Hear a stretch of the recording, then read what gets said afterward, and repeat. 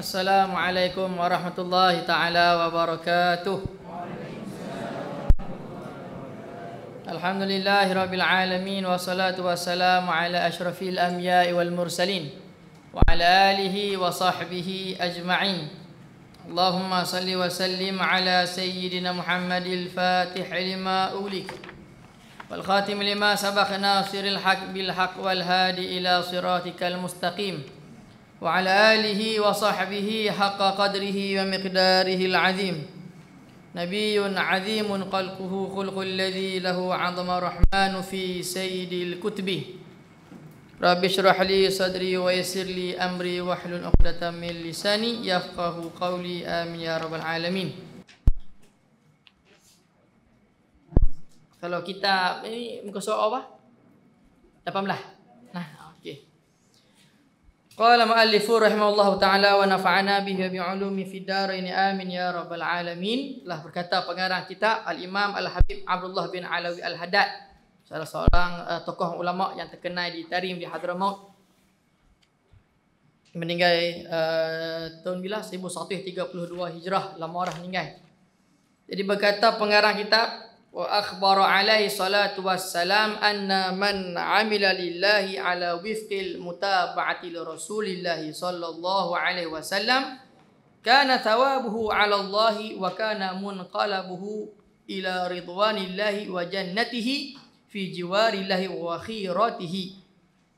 Beliau Nabi sallallahu alaihi wasallam memberitakan bahawa man amila lillah, barang sesiapa yang beramal kerana Allah, ala wifqil mutaba'ati li rasulillah, dengan semata-mata kita niat beramal kerana Allah itu niat untuk mengikut Rasulullah sallallahu alaihi wasallam, kana thawabuhu ala Allah, maka baginya pahala di sisi Allah, wa kana munqalabuhu ila ridwanillahi wa jannatihi, dan tempat kembalinya nanti kelak nanti menuju redha Allah Ta'ala dan akan mendapat syurganya Allah Subhanahu wa taala, fi jiwarillahi wa khiratihi, dan orang-orang pilihan Allah Subhanahu wa taala.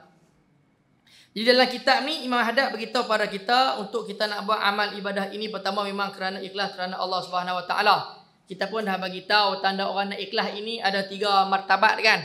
Pertama, ikhlas buat perkara ikhlas kerana Allah Taala ini disebutkan ikhlas itu terbahagi kepada 3. Satu, buat sesuatu amalan kerana Allah Ta'ala. Ini yang paling tinggi sekali martabat dan darjat dia.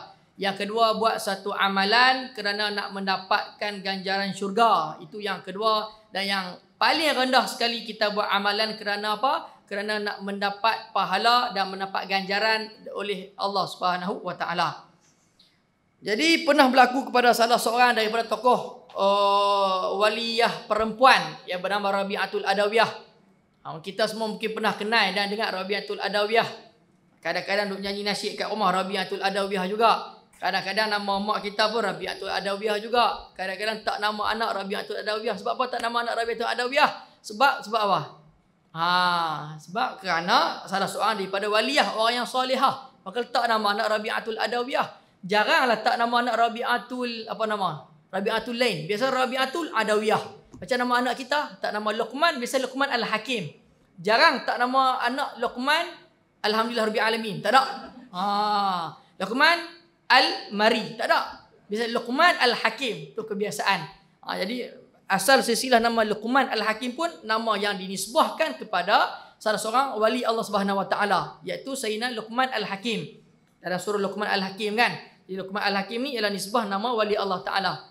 Sama juga dengan Rabi'atul Adawiyah. Rabi'atul Adawiyah bila tanya pada dia, wahai Rabi'atul Adawiyah, hang buat amalan, duk semayang, duk tahajud, duk berzikir, duk berselawat pada Nabi sallallahu alaihi wasallam, kerana apa? Dia kata, aku buat amalan, aku tak mau syurga. Awak hang buat amalan tak mau syurga. Hatta kalau aku buat amalan, aku masuk ke dalam neraka pun tak apa, janji aku jumpa Allah Taala. Macam mana tu?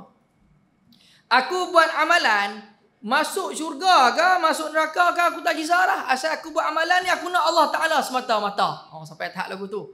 Jadi ini memang tinggi. Makam tingkatan buat amalan, nak Allah ya.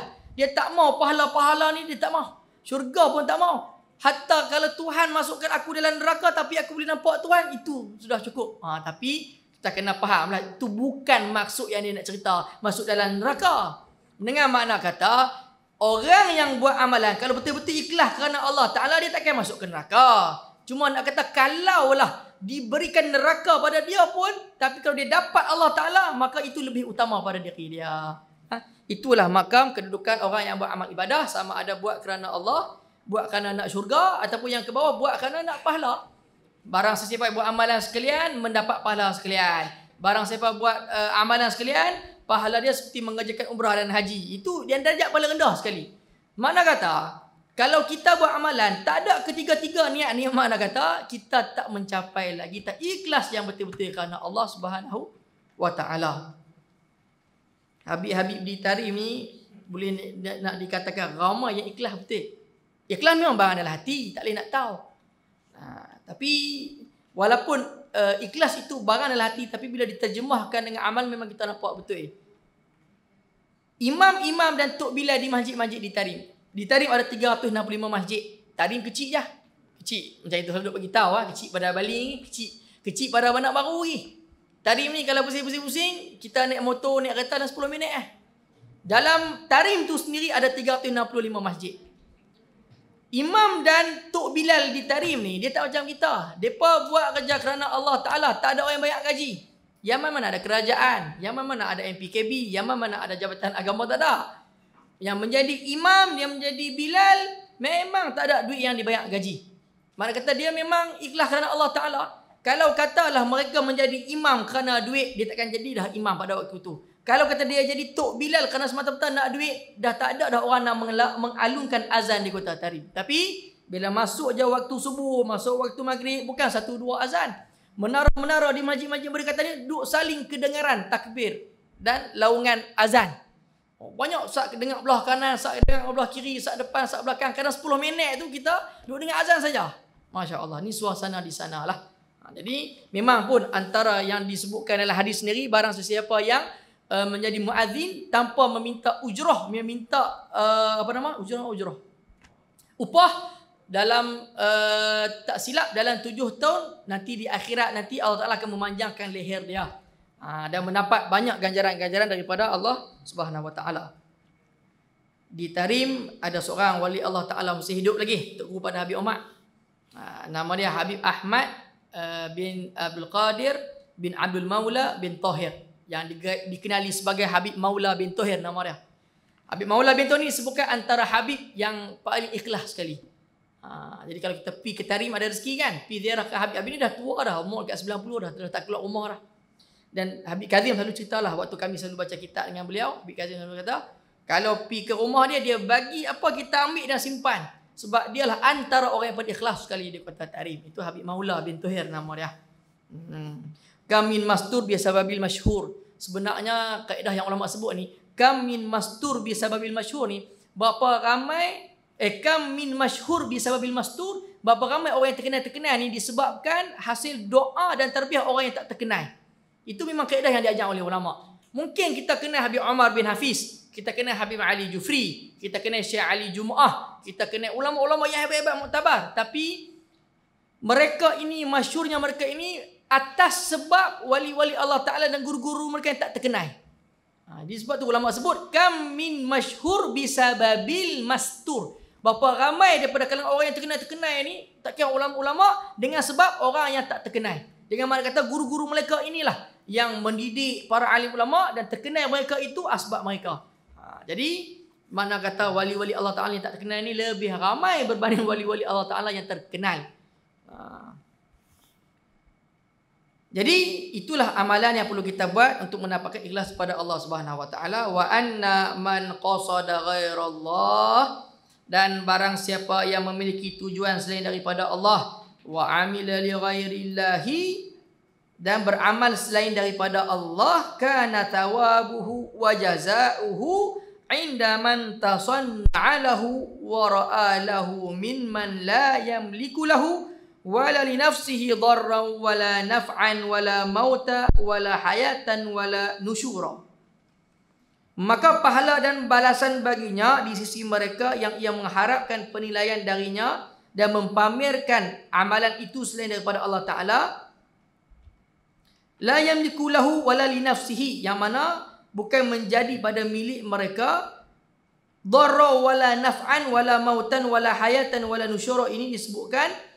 Dan yang mana amalan yang buat bukan kerana Allah Subhanahu wa taala, akan pada diri dia itu akan menyebabkan dharra, akan menyebabkan kemudaratan, dan tidak ada manfaat, wala mautan wala hayatan wala nusyura, dan kematian dan kehidupan serta kebangkitan. Dengan mana kata apa?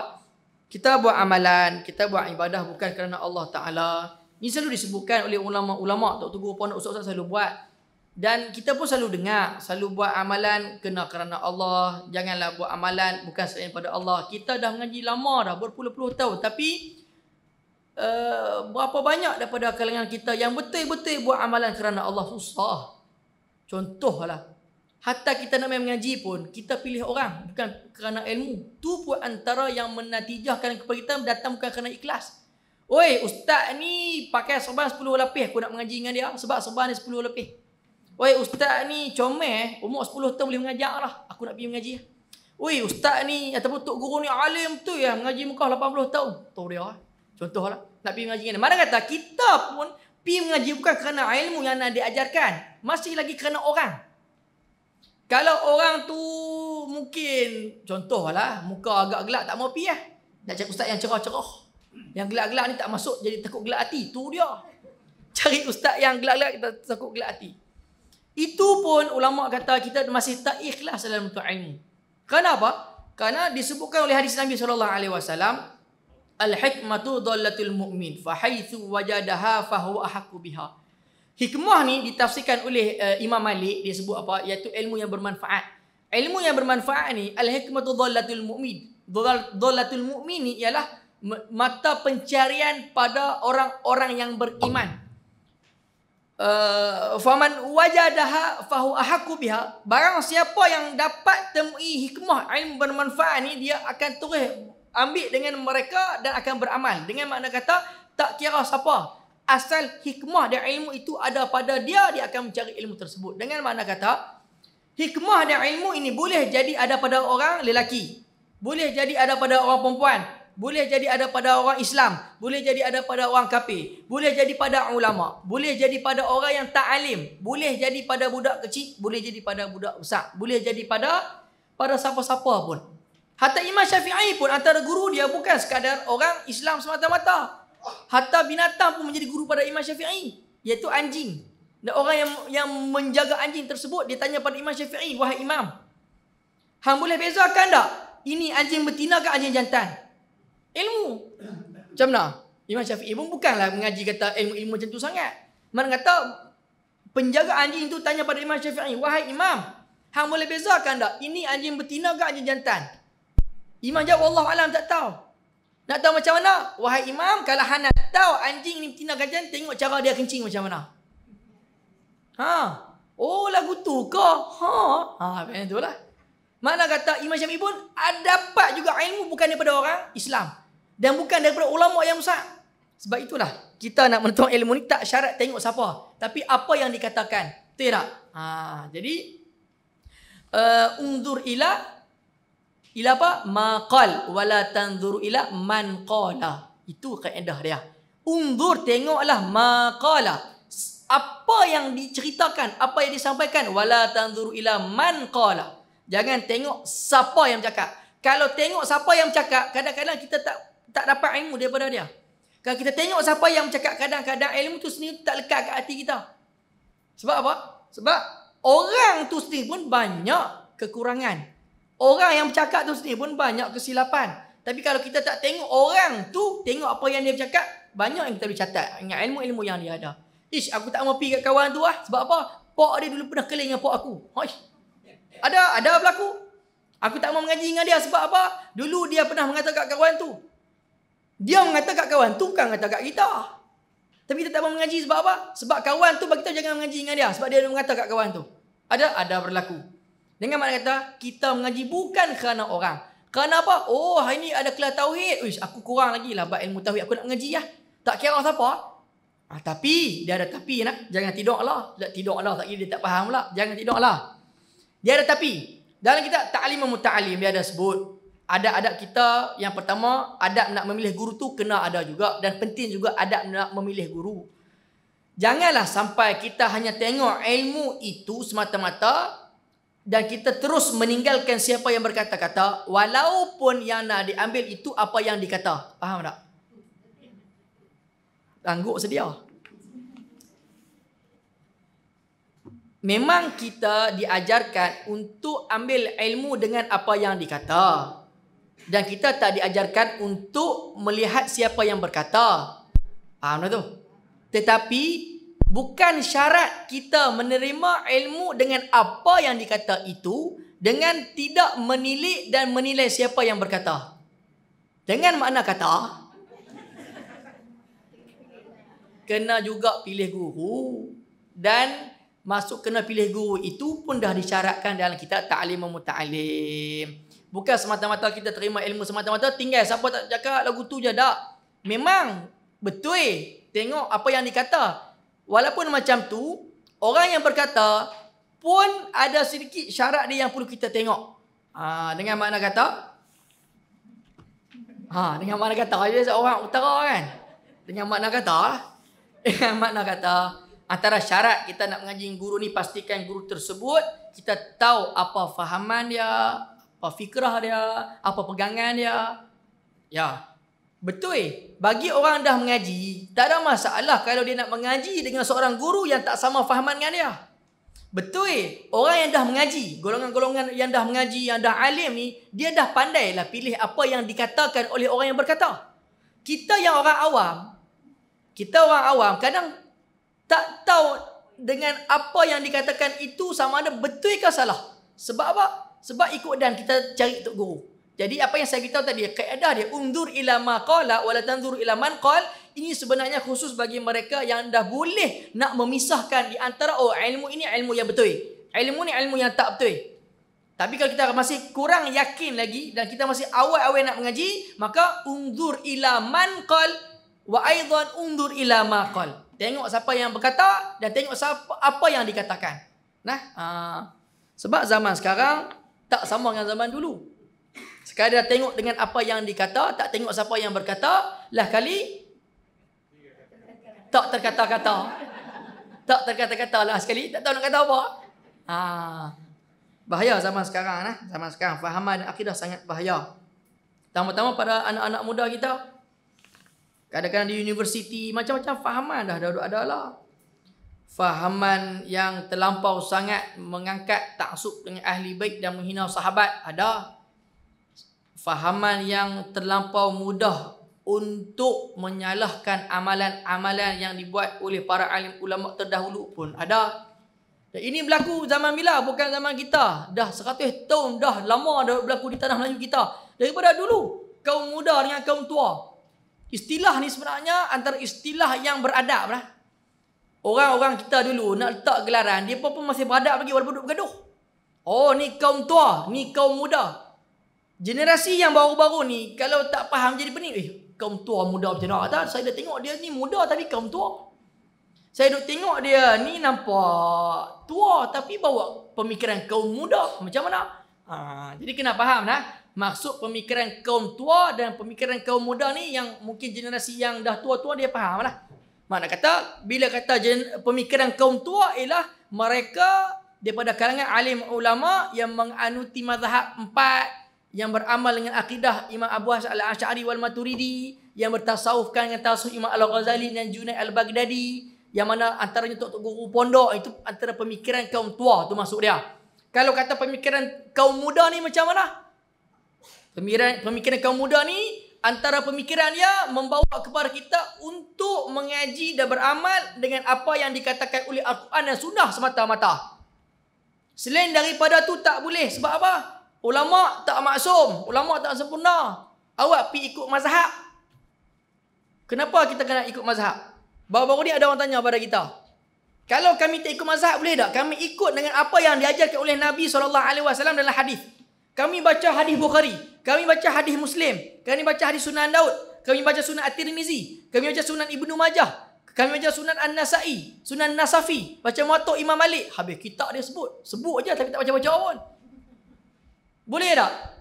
Dia baca hadis, dia ambil apa yang Nabi SAW sebut untuk dia beramal. Tapi dia tak mau ikut mazhab. Sebab dia kata apa? Kalau kami ikut mazhab Syafi'i, adakah mazhab Hanafi itu salah? Kalau jebik kami beramai semuanya, sebab semua ambil dengan Nabi, kita nak jawab macam mana? Kita pun tak terkata-kata. Tidak ada kata untuk dikata. Bahaya nak. Mazhab itu wajib kita kena ambil mazhab. Wajib macam mana? Awak tak ambil dengan Nabi.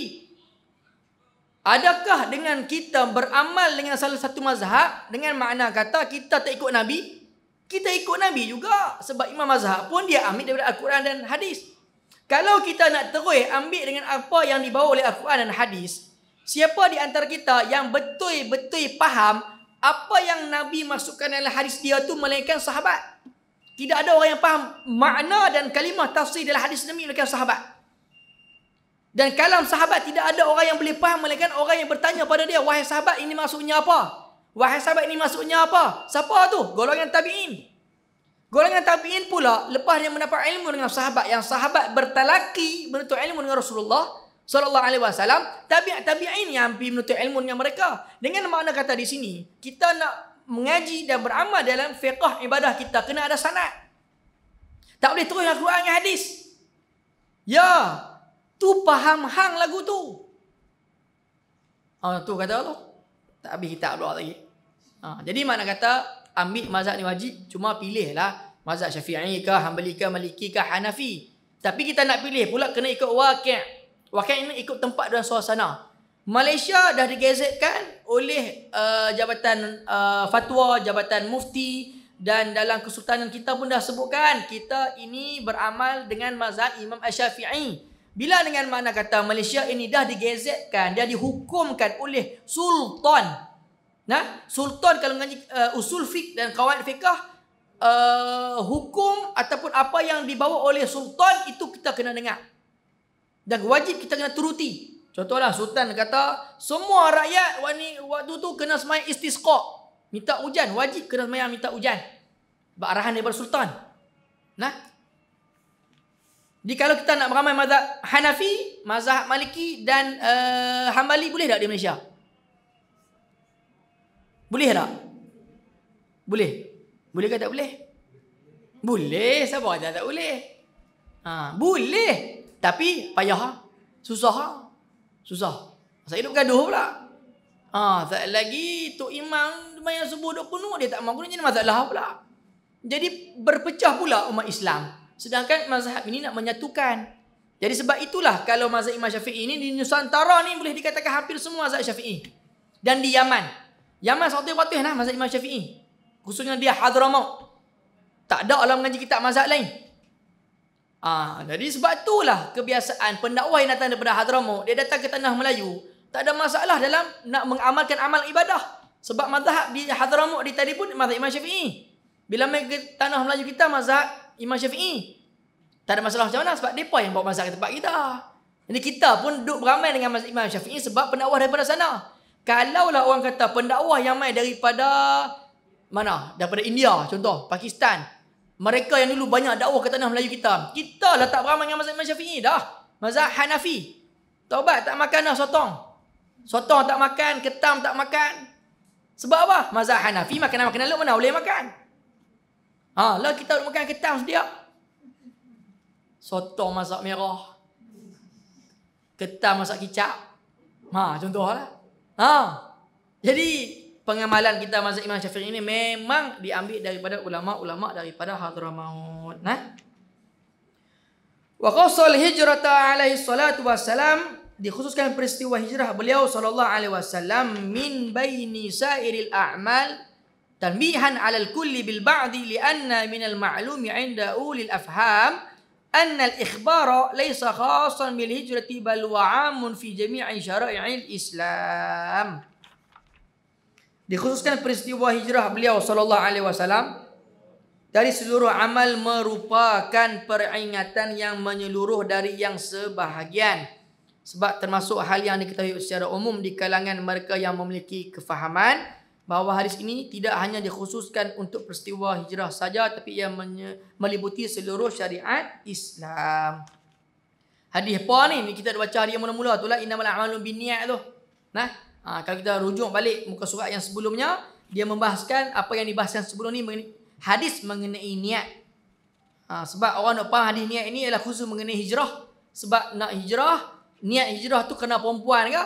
Ataupun kerana hijrah daripada Mekah ke Madinah ke? Hijrah kerana Allah ke? Jadi dia sebutkan dalam ni yang tadi bahawasanya bukanlah hadis itu semata-mata disebutkan hijrah mereka itu maksud dia ialah hijrah, tetapi meliputi seluruh syariat agama Islam mengenai hadis mengenai niat itu. Jadi bab peristiwa yang berkaitan dengan hijrah Nabi SAW ini pun ada kaitan dengan ulama-ulama tanah Melayu kita. Kita pun dah dekat dengan merdeka. Jadi nak cerita sikit lah mengenai berkaitan dengan kitab ni juga sebenarnya. Amalan-amalan yang dilakukan oleh ulama-ulama kita dulu. Jadi kita kena ingat. Ada sebahagian daripada ulama di tanah Melayu kita yang mereka ini berjuang memegang pedang dan berperang dengan komunis. Berperang dengan English. Berperang dengan pendayah kaum kafir harbi. Ada sebahagian daripada alim ulama tak keluar berperang. Tak pergi berjihad, duduk di pondok mengajar kitab, mencetak anak murid jadi ulama. Dengan makna kata kita boleh faham di sini ada dua. Ada dua institusi pendidikan yang diajarkan oleh ulama zaman dulu untuk kemerdekaan tanah Melayu kita. Yang pertama, institusi pengajian dan pendidikan yang istiqamah tak tinggal. Yang kedua, walaupun macam tu tetap ada sebahagian daripada ulama yang keluar untuk berjihad. Adakah yang tak pergi berjihad itu salah? Tak. Adakah yang pergi berjihad itu salah kerana meninggalkan pengajian-pengajian? Tak juga. Masing-masing main peranan. Ulama menyebutkan likulli wahid minhum nasib. Setiap satu daripada kalangan kita ni ada bahagian masing-masing lah. Likulli wahid minhum nasib. Kena pegang betul kalimah ni. Likulli wahid minhum nasib ni, setiap seorang daripada kita ada bahagian masing-masing lah. Mungkin Tuhan letak dia tu kerja dia motong skrak. Tu lah tempat dia motong skrak. Tahu dah motong skrak? Adik-adik tahu dah motong skrak? Dah adik-adik. Bukan ada orang sahadik. Oh, tak apa lah rasa adik tak ada masalah. Saya lagi panggil adik, saya lagi takut. Payah pula. Daripada jalan guna tongkat, bekat berlari lagi. Adik-adik tahu tak motong skrak tu apa? Tahu lah, makcik kita tahu tadi. Motong skrak tu ialah apa? Motong getah. Pakai tak tahu nak jawab apa dah. Likulli wahid minhum nasib ni, Tuhan dah letak kita di tempat masing-masing. Ada yang kerja dia motong skrak, ada dia kerja kilang. Ada kerja dia sebagai guru mengajar anak murid, ada kerja dia sebagai anak murid mengaji dengan tok guru. Ada kerja dia ini sebagai orang yang terkenal. Ada Allah Ta'ala tak terkenalkan dia, Allah Ta'ala memasturkan dia supaya tak dikenali. Setiap kita ni ada bahagian masing-masing. Dah Tuhan dah letak. Kenapa masih lagi ada hasad dan iri hati? Kenapa masih lagi ada tak suka dengan kelebihan yang Tuhan bagi pada orang? Kelebihan yang Allah Ta'ala bagi pada orang tak sama dengan kelebihan Allah Ta'ala bagi pada kita. Boleh jadi kelebihan Allah Ta'ala bagi pada dia tak sesuai dengan diri kita. Sebab boleh jadi kelebihan yang Allah Ta'ala bagi pada dia, bila Allah Ta'ala bagi pada kita, kita akan lari daripada hidayah dan taufik. Dan Allah Ta'ala memuliakan kita dengan dikenali orang ramai, boleh jadi itu asbab dia dekat dengan Tuhan. Sebab tu orang tanya pada kita, orang miskin yang sabar ke orang kaya yang bersyukur lebih afdal? Dah tanyalah dulu mula-mula pengajian tu. Orang kaya yang bersyukur. Orang kaya lah. Orang miskin yang bersabar dengan orang kaya yang bersyukur. Betul lah. Cuma ubah ayat tadi. Orang kaya yang bersyukur dengan orang miskin yang bersabar, mana lebih afdal? Dua-dua afdal. Cuma ada sikit cuma lah. Cuma yang miskin sabar tu lebih cepat sampai dia. Sebab apa? Walaupun orang kaya itu bersyukur, tetap harta dia akan dihisap satu-satu dulu. Lambatlah sikit. Hang buat apa, walaupun hang bersyukur. Sama juga dengan kita. Jadi masalah sekarang kita di tanah Melayu kita, di tanah air kita, di Malaysia kita, setiap orang yang ada kelebihan dan hak bahagian masing-masing tu, Tuhan dah letak dia tepat tu. Kenapa kita perlu ada iri hati dan dengki? Kawan ni tak mengaji, kerja dia asyik main TikTok. Duk ada. Dia ni tak mengaji ke, asyik main Facebook je. Duk main 7 up. Apa nama atau Line. Duk main apa nama? Twitter. Hamster. Apa? Bukan hamster. Friendster. Saja ya. Mana kata masih cuma 80 tahun tahu. Adik-adik pun tak tahu. Dia tanya apa? Friendster. Yang tahu my friend, best friend ya. Yang dia kerja dia mengajak kita tak pergi berdakwah lah. Dia ni asyik duk ketuk pintu orang, ajak orang pergi berdakwah. Ilmu tak ada mana. Kenapa tak kita tu? Kita sendiri yang mensuuzonkan di atas Allah Ta'ala dah bagi kelebihan kepada dia setakat tu. Kemampuan dia setakat tu dah. Kita nak sungguh sangat nak pergi marah dia sebab apa? Melainkan apa yang dibuat oleh mereka itu lari pada syariat agama, baru boleh tegak. Tegak pun ada usul dari hikmah dia. Tak perlu nak marah orang. Sebab tak semua orang boleh jadi macam kita. Dan tak semua orang kita boleh jadi macam dia. Hampa semua ni, semua kena ngaji tarim. Mana boleh? Tak semua orang ada cita-cita nak pergi ke tarim. Tak semua orang ada cita-cita nak mengaji kitab turas macam ulama Habib mengajar. Ada yang nak mengaji ke Mesir. Ada lah rasa diri dia sesuai nak mengaji di Jordan. Ada yang diri dia kata aku mengaji pondok di Malaysia sudah. Ada lagi kata aku mengaji kidah sudah lah. Mengaji kidah balik keluar-keluar alim semua sama telah ya. Contoh lah. Mana kata kita yang menyebabkan berlakunya suuzon. Kita yang menyebabkan berlakunya hasad. Kita yang menyebabkan berlakunya iri. Nak iri apa? Setiap tempat Tuhan dah bagi elok-elok dah pada kita. Jadi janganlah ada iri dan hasad. Cuma kalau rasa benda tu tak betul ataupun salah, tegur dengan berhikmah lah. Duk rasa macam selalu sangat duk buat live kat Facebook, kat TikTok ataupun banyak sangat duk main telefon WhatsApp tak mengaji ke? Jadi cara nak tegur pun ada hikmah dia. Duk nampak mengajar je. Tak ada nak bercara sangat. Dakwah ni tak ada ke? Nak pergi masuk orang Islam, orang kafir tu contoh. Ada cara dia. Hang ni asyik duk tabligh amanah fatonah sidik, amanah tabligh fatonah ya. Duk ketuk pintu rumah orang, ajak pergi sembahyang. Hang tu mengaji ke tak? Payah. Depa yang duk ketuk-ketuk pintu rumah orang tu lebih mulia banding kita yang ketuk bagi tahu suruh pergi sembahyang tak mau sembahyang kat masjid. Duk marah juga kita. Yang marah tu tak mau pergi sembahyang. Yang ketuk tu suruh pergi sembahyang. Paling kurang pun baik alhamdulillah saya ni tok imam masjid, tok siap cakap kat dia lagu tu. Ni depa duk ketuk pun alhamdulillah lah, mana kata ada juga lawan nak peringat kita, tapi duk marah depa. Dan Allah Taala dah letakkan mereka tu bahagian lagu tu. Mereka ni mungkin dulu kerja macam-macam lah. Dapat hidayah, mungkinlah masuk tabligh. Ada yang keluar 3 hari, keluar 7 hari, kena pergi berjalan rumah-rumah orang, ketuk-ketuk pintu. Adakah perbuatan itu salah? Adakah perbuatan itu berdosa? Yang kita duk marah? Bukan nak kata kena ikut tabligh, kena tinggal benda lain tak. Cuma nak kata amalan perbuatan itu tak salah. Tapi bila dia selalu ketuk kerak-kerak tu nasihatlah sikit. Ni boleh kira setiap 2 jam ketuk rumah kawan, rumah cik ni. Cik ada anak nak tidur. Mana kata setiap 2 jam ketuk, mana kata tegaklah sikit. Tapi dia bukan ketuk setiap hari. Kadang 2-3 bulan sekali. Tu pun kadang-kadang duduk kat masjid je. Suruh kita faham bahawasanya semua orang ada bahagian masing-masing. Tak masuk bab menikah. Ulama ada 2 lah. Ulama yang keluar berjihad dan ulama yang mengajar di pendidikan. Contoh macam mana? Contoh kita kata Tok Kenali. Tok Kenali Haji Awang bin Yusuf nama dia. Meninggal 1933. Antara ulama terkenal di tanah Melayu asal daripada Kelantan. Mengaji Mekah lama. Mengaji untuk guru dia Syekh Ahmad Al-Fatani. Syekh Ahmad Al-Fatani ni ada 47 juzuk ilmu. Hebat, alim betul. Sampai ilmu dia boleh buat emas. Tok Kenali balik daripada mengaji dengan Tok Guru, dia bawa apa? Bawa sehelai sepinggang pakaian dengan bawa satu kitab yang nipis lah. Kitab Matan Al-Ajrumiyah. Matan Al-Ajrumiyah ni kitab paling ringkas nak mengaji ilmu nahu.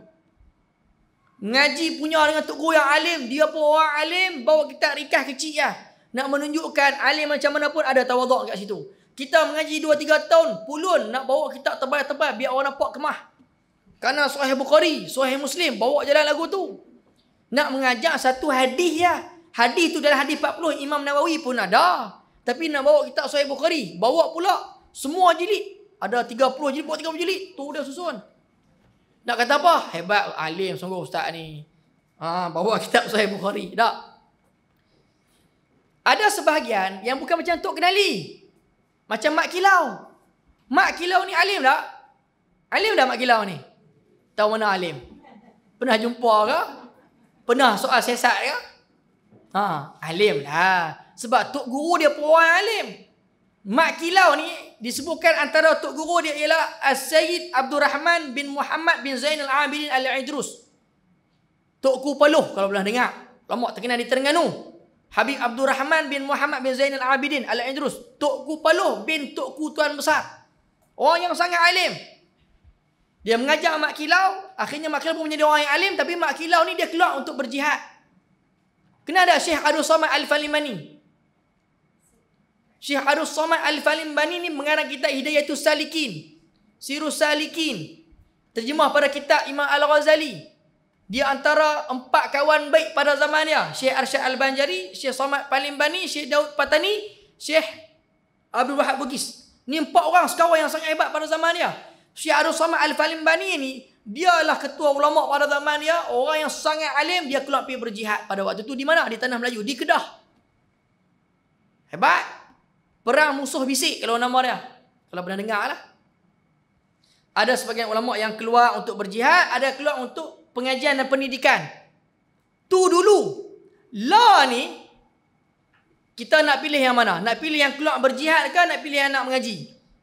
Tak ada pilihan lah ni. La tak ada pilihan. Kalau kita nak bagi pilihan untuk keluar berjihad macam ulama-ulama dulu, tak ada dah nak jihad macam mana lagi. Nak pegang parang pun tak. Pegang parang pun tak berani. Kerat sembelih ayam pun tak betul. Borong puyuh pun nak kerat tertukar dengan kaki dengan kepala. Tu pun nak pegang nak berperang. Tentera Imam Mahdi lah. Nah, macam-macam. Jadi, zaman lah, boleh kita nak berjihad tapi bukan berjihad dengan pegang pedang macam mak kilau. Boleh nak berjihad tapi bukan zaman lah nak berjihad. Kita ini berjihad seperti mana jihadnya Syekh Daud Al-Fatani, Syekh Abdul Samad Al-Falimbani. Benda tu memang akan datang nanti, memang akan berperang. Perang tak apalah. Cuma lah ni nak jihad macam mana? Jihad kita jihad macam Tok Kenali. Jihad kita macam Syekh Abdullah Fahim.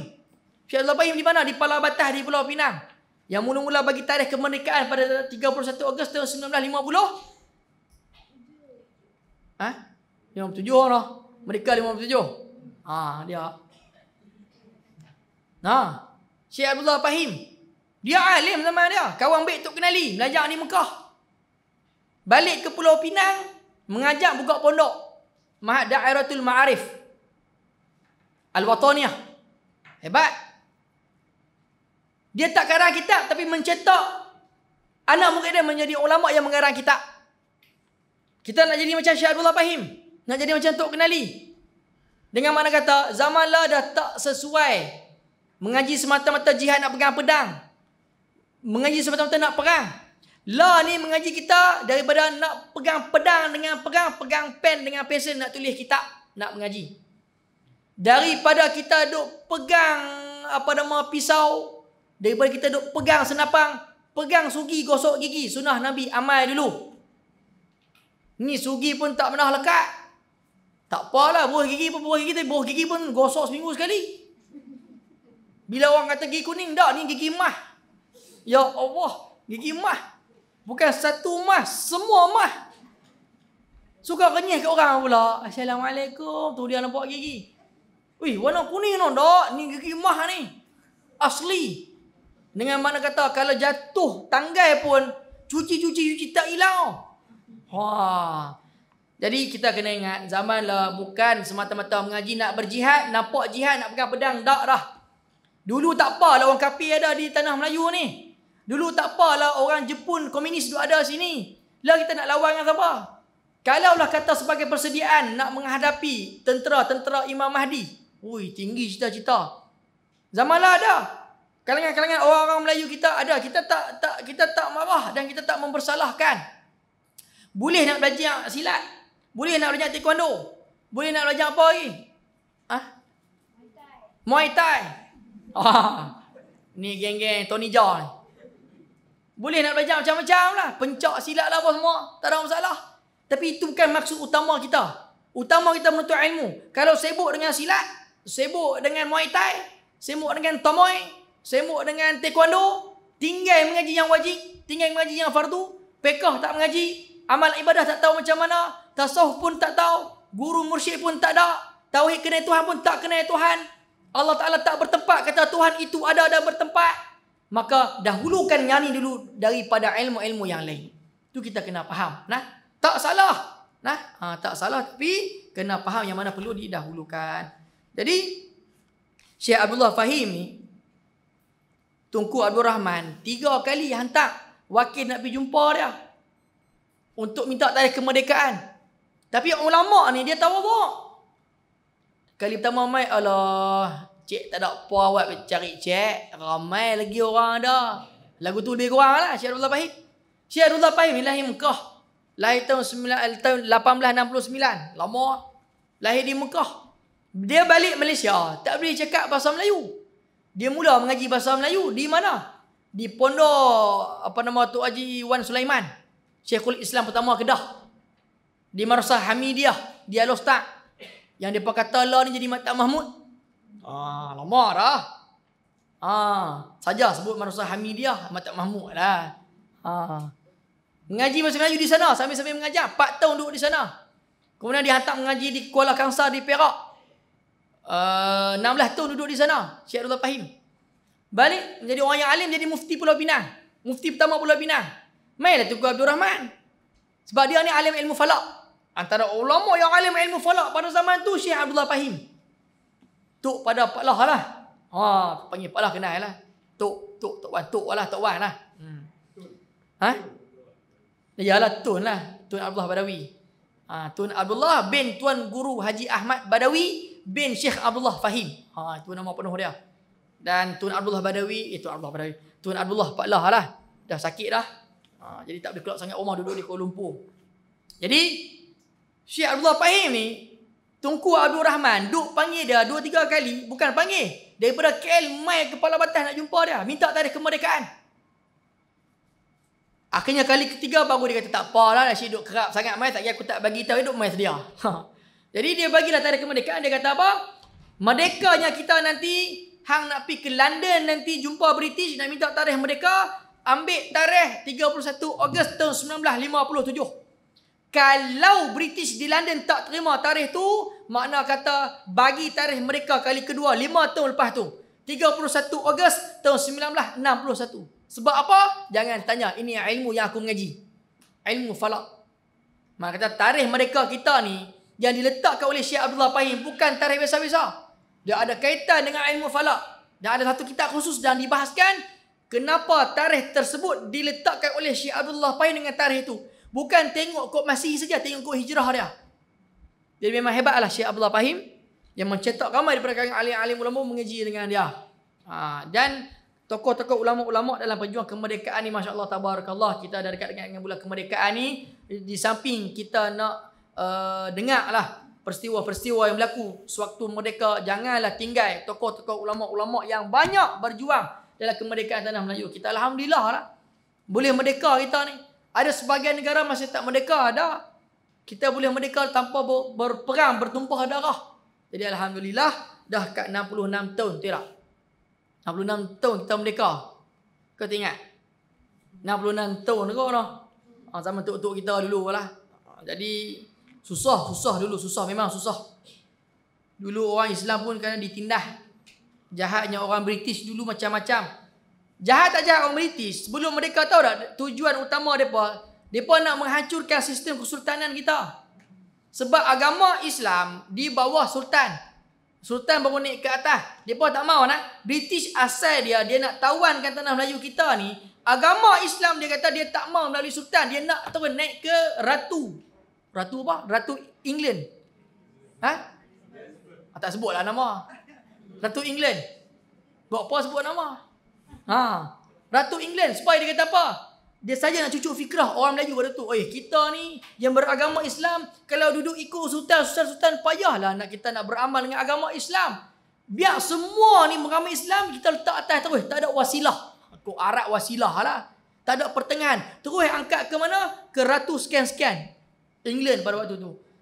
Alhamdulillah berkat perjuangan alim ulama kita kata tak boleh. Agama kita dijaga oleh sultan. Dan itulah perlembagaan yang tak boleh diubah sampai bila-bila pun. Walaupun main usul daripada segenap masyarakat di Malaysia, kata nak pindah perlembagaan agama Islam bukan agama rasmi, tak boleh. Tak boleh. Ataupun nak menyatukan agama supaya agama semua menjadi agama yang rasmi. Buddha ke Kristian ke sebagai agama rasmi. Tak boleh. Islam semata-mata. Tak boleh. Itu yang dipertahankan oleh alim ulama kita. Akhirnya berjaya.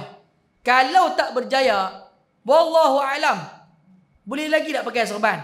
Boleh tak pakai kopiah? Pakai telekong, pakai tudung? Dah tak boleh dah. Berlaku tak? Berlaku di Istanbul, Turki. Macam mana Mustafa Kamal Atatürk dengan dakwah yang masuk sikit-sikit. Turki siapa tak kenal? Khalifah Islam yang terakhir di Turki, Sultan Abdul Hamid yang kedua. Bahkan Syekh Wan Ahmad bin Wan Muhammad Zain Al-Fatani, Tok Guru Tok kenali, dia ialah orang yang paling rapat dengan Sultan Abdul Hamid. Dilantik oleh Sultan sebagai ketua bahagian percetakan manuskrip dan kitab-kitab seluruh dunia. Kalau nak cetak kitab, kena cari Syekh Ahmad Al-Fatani. Orang Nusantara, orang Melayu, orang Patani. Rapat dengan Sultan Khalifah Islam. Hebat. Cok muhar pun ada. Antaranya, cerita Pak Khalifah panjang pula lah. Cuma nak cerita ulama kita ni hebat. Hebat mereka kerana ilmu, hebat mereka kerana amal, hebat mereka kerana ada guru dan mursyid. Tu hebat mereka. Jadi, ulama-ulama kita yang bawa kepada kemerdekaan di tanah Melayu kita ni bukan biasa-biasa. Perjuangan mereka sangat hebat. Kalau mereka tak berjuang nak mendaulatkan agama Islam, wallahu alam, Islam kita lah ni macam mana? Berapa ramai yang mati syahid? Berapa ramai kena buang negeri dan kena buang negara? Berapa ramai yang disorokkan hakikat peristiwa dan fakta perjuangan mereka? Akhirnya kita pun tak tahu. Duk angkat siapa? Kalau di Penang kita angkat siapa? Kita angkat, nak sebut pun tak erti lagu nama orang putih. Nama apa? Francis Light. Macam tu lah. Mancis Light. Francis Light. Dua angkat dia lah yang buka Pulau Pinang apa semua. Contoh lah supaya kita nak faham. Sedangkan sebelum dia mai lagi, Islam dah bertapak lama di Pulau Pinang. Para pendakwah daripada Hadramaut, daripada India pun duk mai. Berkembang. Orang duduk pergi haji kat Pulau Pinang semua berkumpul di sana dulu lagi. Satu dunia. Satu Malaysia. Kalau nak pergi haji umrah, tak pergi kat Sungai Petani. Tak pergi kat Kuala Muda. Dia tak pergi kat tu. Tak pergi kat Bukit Selambau. Dia tak pergi kat Baling. Dia pergi kat mana? Dia pergi kat Pulau Pinang. Pulau Pinang hanya di situ saja tempat berkumpul semua para orang nak menunaikan ibadah umrah dan haji. Dengan mana kata apa? Semua kumpul di situ. Takkan orang Melayu kita sebelum Presiden Islam tak pergi haji umrah? Pergi. Dengan mana kata apa? Banyak kita digezet dan ditukarkan masalah sejarah-sejarah kita. Akhirnya menyebabkan kita pun tak kenal ulama-ulama. Duk kenal arti pemain bola. Pemain bola tu lah ni tak mahu tengok Liga Inggeris, nak tengok Liga Saudi. Sebab apa tak mahu tengok Liga Inggeris? Tengok Liga Saudi lah. Pemain-pemain bola yang hebat-hebat pakat pindah pergi Saudi belakang. Duk angkat sangat. Tapi kenal tak ulama-ulama di tanah Melayu kita? Ulama di Kedah sendirilah. Tak kata di Kedah. Ni bagi daerah apa lah ni? Daerah. Banak Baru. Sebutkan satu ulama yang ada di Banak Baru. Ustaz Jafri tu dia. Pakat yang tu. Siapakah ulama yang ada dulu di Banak Baru? Ustaz kecil sangat ni. Besar sikit. Di Kedah. Siapakah antara ulama yang ada di Kedah? Siapa agak-agak? Tok Goja Sendul. Lagi? Yang dah meninggal yang lama-lama. Kalau yang ada lah, saya pun pakai payah agak. Ulama-ulama yang zaman-zaman dulu lah, tahun 19-an dulu. Tokoh-tokoh ulama-ulama yang perjuangkan kemerdekaan. Kalau tanya adik-adik lah pun nak jawab pun tak kerti. Jadi mana kata perjuangan ulama-ulama kita pun kena diperkenalkan. Ada cadangan lah kepada kidaf. Cadangan tu ada cadangan. Di akhir kita punya pengajian. Kalau tak ada lagi, kalau ada alhamdulillah. Cadangan kepada Ikmal dan sahabat-sahabat yang lain. Kalau ada satu tempat di Kedah ni boleh buat galeri ulama lah. Buat galeri ulama. Kalau dah ada alhamdulillah, kalau ada perlu penambahan buat penambahan. Buat galeri ulama. Dengan galeri itulah kita memperkenalkan balik orang yang main ke Kedah, anak-anak yang belajar di Kedah, Tak perlu kos yang banyak. Buatlah sikit-sikit dulu. Tak perlu nak buat frame-frame, buat laminate dulu pun tak apa. Laminate berapa ya. Gantung kat dinding. Cari satu tempat yang bilik yang kecil pun tak apa. Tak ada masalah. Buat senarai tokoh-tokoh ulama tanah Melayu ke. Kemudian ulama-ulama Yaman pun ada. Tak mau ambil luar negara pun tak apa. Ambil ulama-ulama tanah Melayu kita dulu. Ulama-ulama Kedah yang ada. Sejarah sikit. Kemudian masuklah sikit sejarah bertapaknya Islam tu pondok-pondok di kawasan Bandar Baru ni pun ada cerita-cerita. Tulis sikit pun tak apa. Paling orang tahu. Oh mana kata... Ada banyak. Satu dewan. Macam mana? Macam mana? Satu apa? Carta. Sejarah.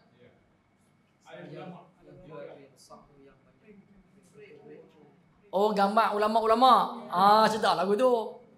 Satu lah dah. Tu tak payah galeri tu. Saya sebut galeri. Galeri ni kena banyak.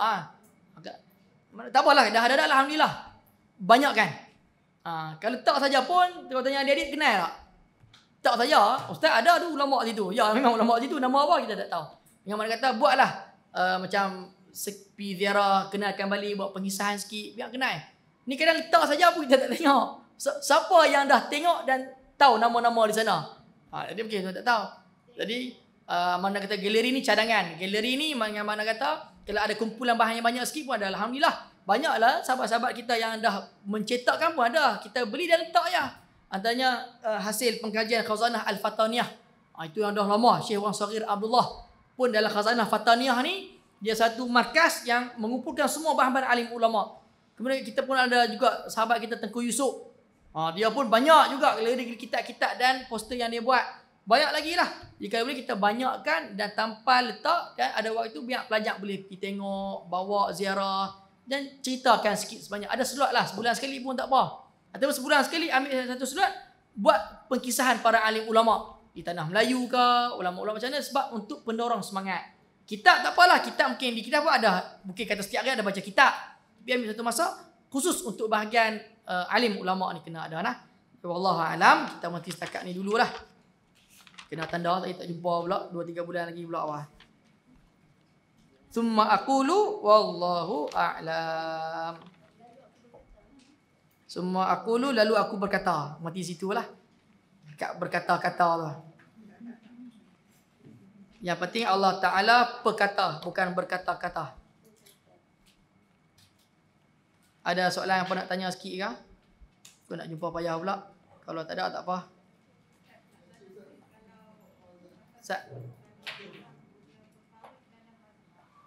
Macam mana? Ya. Masalah berkahwin dengan berlainan mazhab. Contohlah, kalau kita pergi mengaji luar negara, berkenan pula dengan perempuan tanah Arab. Tak. Tak apa, ambil biar Mesir pun tak apa. Perempuan tu lah mazhab Hanafi. Kita mazhab Syafi'i. Jadi nak buat macam mana? Perempuan tu kena tukar mazhab ikut suami ke? Ataupun suami kena ikut mazhab perempuan? Dia bukan masalah agama. Bila kata bukan masalah agama, yang pertama kita kena faham, bila bukan masalah agama, yakni tidak ada paksaan. Agama lain. Kalau ni agama lain dengan agama lain tak boleh. Tak dapat tidak, dia kena masuk Islam dulu baru boleh kahwin kita. Bukan dengan syarat dia kahwin dulu masuk Islam, tak boleh. Tapi ini masalah sama-sama agama Islam tapi berlainan mazhab. Okey, pertama kita yang pertama kena clear dan jelas dulu. Mazhab kita kalau nak kahwin dengan dia, apa syarat-syarat yang perlu ada? Kena ada wali, kena ada saksi. Contoh. Tapi kalau mazhab lain, dia tak macam syarat kita mazhab Imam Syafi'i. Kadang ada yang tak perlu wali pun ada. Dan saksi seorang pun boleh. Kena clear dulu. Bila macam tu, berbeza situ dulu. Kena kita yang mazhab Syafi'i, kena cukup syarat. Dan dia, mazhab lain, kena cukup syarat. Dengan makna kata apa? Bila syarat dia dengan syarat kita, banyak syarat kita. Jadi, penuhkan syarat kita dululah. Bila syarat kita ni ada 4, syarat dia ada 2. Bila kita buat yang 4, mana kata 2 tu dah termasuk sekali. Sebab mungkin pada dia tak ada saksi. Kita, Syafi'i kena ada saksi, kena ada awal, itu yang pertama. Bila dah kahwin, macam mana kita nak buat? Tak ada masalah. Tetap ikut mazhab yang masing-masing, tapi lebih afdal ikut mazhab tempat yang dia tinggal tu lah. Kalau kata lelaki tu kahwin dengan perempuan di Mesir, di India lah contoh. Dia kahwin dengan India, ini mazhab Hanafi. Laki tu kahwin dengan perempuan mazhab sana. Jadi kalau dia sendiri tu nak menunjukkan mazhab Imam Asy-Syafi'i ini susah. Sana mazhab Hanafi. Maka dia beramal dengan mazhab Hanafi. Dia masalah mazhab ni dia bukan i'tikad lah. Mazhab bukan i'tikad. Dia kata, oh kalau macam tu aku dah Syafi'i, takkan nak tukar Hanafi, tak boleh. Dah. Tak ada masalah. Kita meraihkan. Sebab semuanya betul. Tapi kena faham lah, kita nak buat mazhab Hanafi, kena mengaji dululah. Apa yang berkaitan dengan mazhab Hanafi, bab solat dia macam mana, bab sembahyang macam mana. Jadi kalau berkahwin dengan berlainan mazhab ni sebenarnya adalah juga masalah dan susah. Tapi nak kahwin sangat. Nak kahwin sangat ke, terima lah. Kahwin sangat, tanggung sendiri lah. Tapi bab mazhab ni, dia banyak lagi lah perbahasan dia. Bab zakat, bab... Sebab ada sebahagian masalah mazhab ni, dia lain. Mazhab ni dia lain. Tapi kita nak macam mana? Kena hadap lah. Kena faham. Terutamanya bahagian ibadah sangat penting, bahagian ibadah. Tapi janganlah menjadi asbab berlainan mazhab itu menjadi pergaduhan pula, tak payah. Kalau disebabkan susah sangat nak beramal dengan mazhab yang lain sehingga menyebabkan pergaduhan, masalah.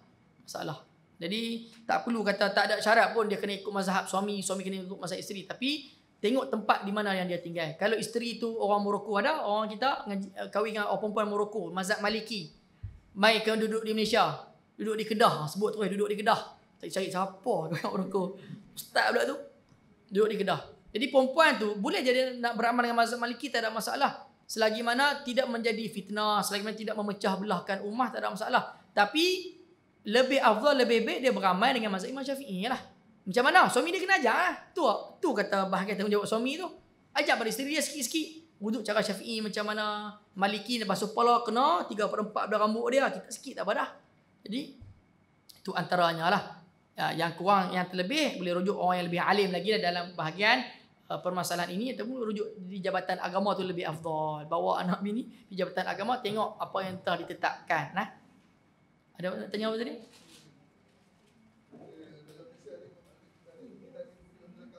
Macam mana? Ya.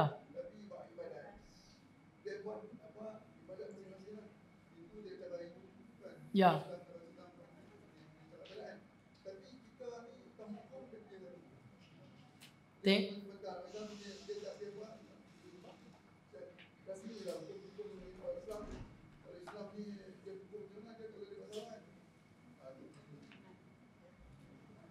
Tak jelas lagi. Maksudnya?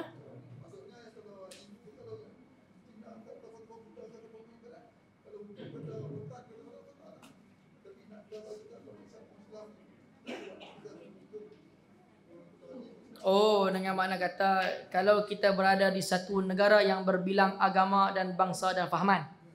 Kemudian bila agama Islam itu dari sudut ibadah dia, Islam ibadah dia lain.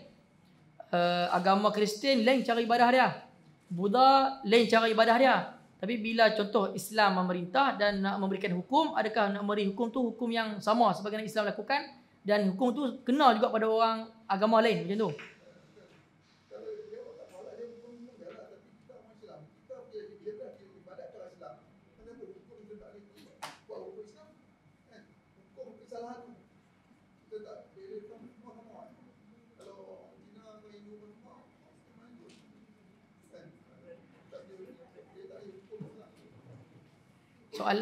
Soalan lah. Jawab macam mana? Tak faham. Okey. Okey.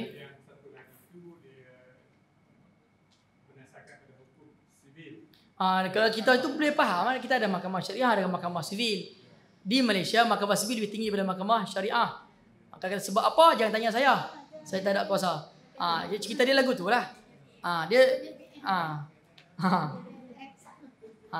lagu tu lah.